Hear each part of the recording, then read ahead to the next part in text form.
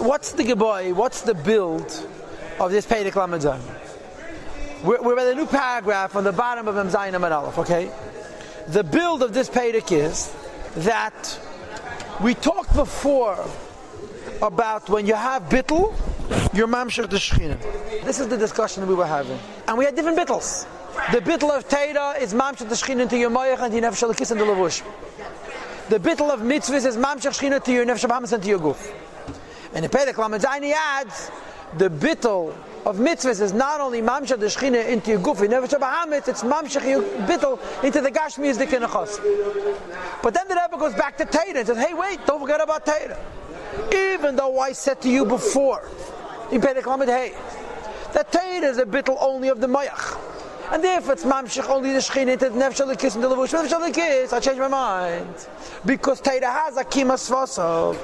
Teira has dibur. And the dibur of Teira, hakaim alon, akima svasov ha'maisa. This is yesterday's shir. And because hakaim alon, akima svasov ha'maisa, says the Rebbe, I say something different. I'm saying that in Teira also, the bittul associated with the dibur of Teira is mamshech the Shechina, not just to your nefesh alakis and to your mayach, but also to your nefesh abahamis and to your guf. And the Alter Rebbe now continues, now I'm going to say a third thing. In other words, just like in mitzvahs, the bittul is nimshech to the nefesh alakis, number one. The bittul is nimshech to nefesh abahamis into the guf, number two. The bittul is nimshech to the oilam, as he said in the first half of yesterday's shir. So now he's revisiting Teira and saying all same things about Teira. Number one, like I said in Perek Lamed Hey, your mamshech Shechina to the nefesh alakis. Number two, your mamshech to guf nefesh abahamis. Zeiz veida cheres. And there's a third Indian also in Teira as well. And that is that shekeach nefesh achayunis hamaslabeshes be'esis hadibur b'talmud Teira tefillah. The power of the animal soul, which is invested in the words that you speak when you learn them, when you daven, ukiyetze bem and so forth, as well as oy mitzvahs ma'asos, do behavioral mitzvahs. Harei. Harei means emphasis, yeah? Doch. Kol giduli v'chayusei, the entire growth and the entire vitality, the entire life is mehadam. It's in the blood. What's blood? Blood comes from klipas nega mamish. Now, how does blood come from klipas nega mamish? It's very pashut. Shein kolechel no mashkin. It's all the food and drink. She'achol v'shasa, that you ate and you drank. V'nasu dam, that because you ate them and you metabolized them, you properly digested them, we hope, they became blood. That before you ate them, sheho you tachas mimshal to, they were underneath the dominion of the nefesh of klipas nega. V'yanku chayusam mimen no, and they got chayism klipas nega v'ata now because you're learning Torah and doing mitzvahs. He misapechas miral teiv is changed over from evil into good. V'nechlalas b'gedusha becomes holy. Aidekeach nefesh achayunis, through the intermediate of the power of the nefesh habahamis which gives life. Hagodol mimen, the nefesh habahamis is living from the food that you ate. That is now shenislabish be'esiyes elu. That's manifesting in these letters, or even more basiyazu, in this act of doing mitzvahs. So the Rebbe says, just like in mitzvahs, you affect your nefesh alakis, you affect the nefesh abahamis in your guf, you affect the chalki ba'elam, the same is true in Teira. There's one chilik. What's the one chilik? One chilik is that in Teira, the effect that you have on the world is only with the world that you take into yourself. The food that you eat, right? The food that you eat nourishes you. So you're taka bringing Shechina, not just to your guf, but to chalke ba'elam, but only chalke ba'elam that has been ingested into your guf. As opposed to when you're doing a mitzvah with chafetzim gashmim, with physical things that are outside of you. You follow what I'm saying? But it seems to me that this is the Alter Rebbe's intent. The Alter Rebbe wants to show that even through Teira you have the same three bittles. That Teira and mitzvahs, asher hein, that Teira and mitzvahs are pnimiyas retzeinei yizbarech, are the inner will of the Eibishter, b'li shum hester upon him, without any concealment of the divine face whatsoever, and therefore v'chayusan, the vitality of Yiddishkeit, is automatically and constantly nichol included gamkin as well, bein tzei baruch hu, in the light of the Eibishter, shuretzeinei yizbarech, which is the will of Hashem.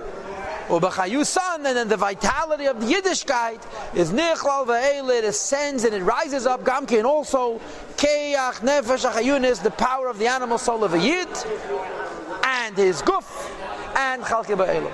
Stop. Atkan. this is the end of the first Nakuda of Perek Lamed Zayin. The way I read it. I don't pretend to be an expert at anything, but the way I learn Tanya, this is the end of the first Nakuda of Tanya Perek Lamed Zayin, that he's adding that you're not only mamshach shchina to your nefesh alekis and to your guf and nefesh abahamis, you mamshach to the gashmis around yourself, and through Teda, through the food you eat. Now goes another Nakuda.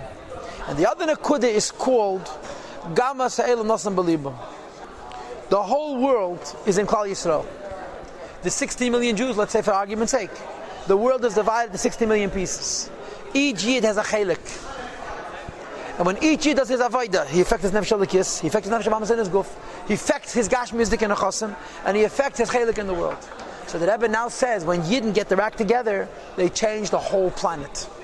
In other words, they're bittling the whole planet to the Eibishter, and they're mamshach the Shechina to the whole world. And this is the next issue. In other words, it's a fourth point.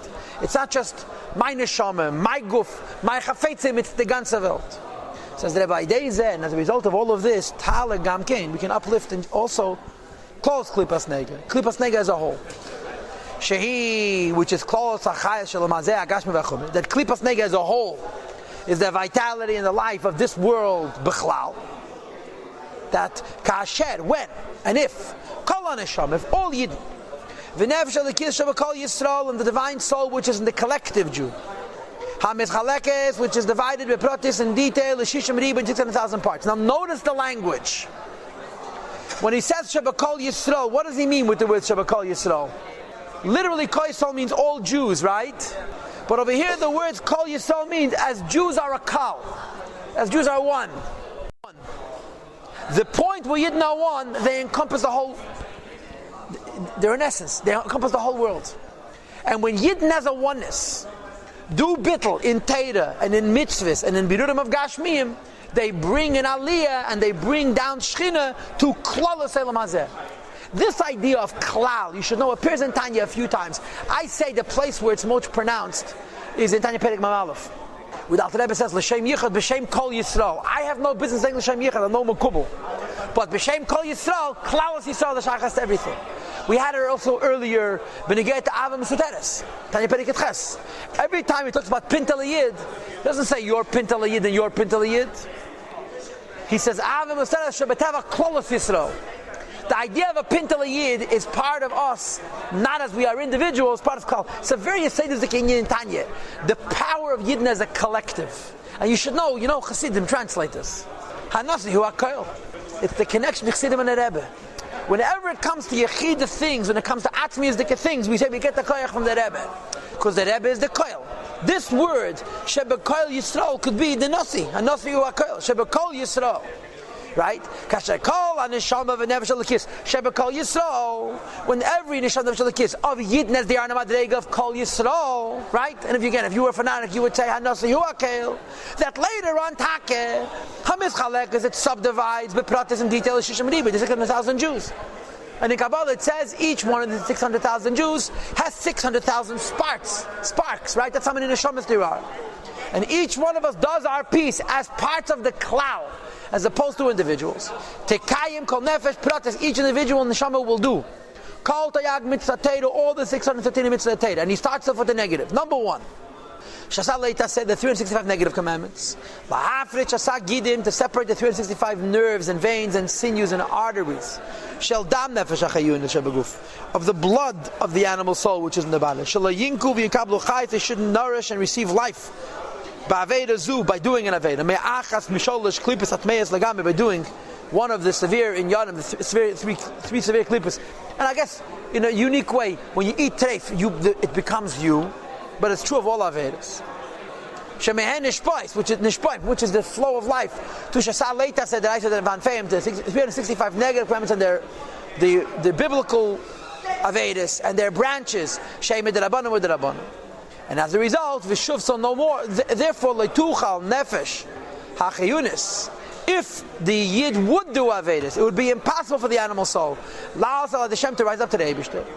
Because im nitma betumas ashol eskibet atmeis, if a Yid's neshama and nefesh abahamis becomes tummy with shol eskibet atmeis lagamri through Avedis, so then she'ein lam aliyah li'elam, has no aliyah. Ki im bittul vavar lagami, has to be destroyed and removed. like we had in Tanya Perek Zayin, as the pasuk says, Hashem is going to remove it from the land.